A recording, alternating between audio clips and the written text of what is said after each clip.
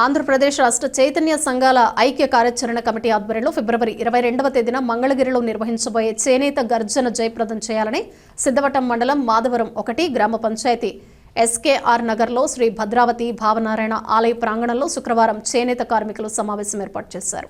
సిద్ధవటం మండలం మాధవరం 1 గ్రామ పంచాయతీలోని ఎస్కేఆర్ నగర్లో చేనేత కార్మికుల సమావేశం ఏర్పాటు చేయడం జరిగింది.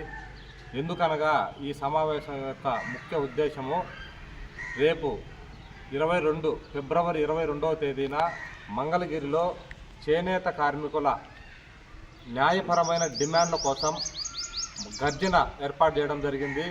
కావున ఇక్కడ ఉన్నటువంటి ఒంటిమిట్ట సిద్ధవటం మండలాలలోని ఉన్నటువంటి చేనేత కార్మికులైతేనేమి, చేనేత సంఘాలైతేనేమి, సహకార సంఘాలైతేనేమి, ఈ యొక్క ఉత్పత్తిదారులైతేనేమి, వ్యాపారస్తులు, చేనేత వస్త్ర వ్యాపారస్తులైతేనేమి, ప్రతి ఒక్కరు కూడా ఈ యొక్క చేనేత మన యొక్క న్యాయపరమైన డిమాండ్లను సాధించుకోవడానికి మంగళగిరిలో ఏర్పాటు చేసినటువంటి ఈ కార్యక్రమానికి ప్రతి ఒక్కరు కూడా తరలి వెళ్ళాలని చెప్పేసి మేము ఈ సందర్భంగా పిలుపునిస్తున్నాము.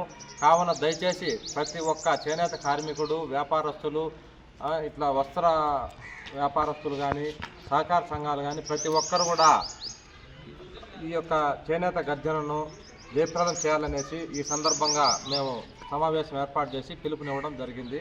కావున ప్రతి ఒక్కరు ఈ కార్యక్రమంలో పాల్గొని 22వ తేదీన జరగబోయే మంగళగిరి చేనేత మహాగర్జనను జయప్రదం చేయాలని కోరుతున్నాము.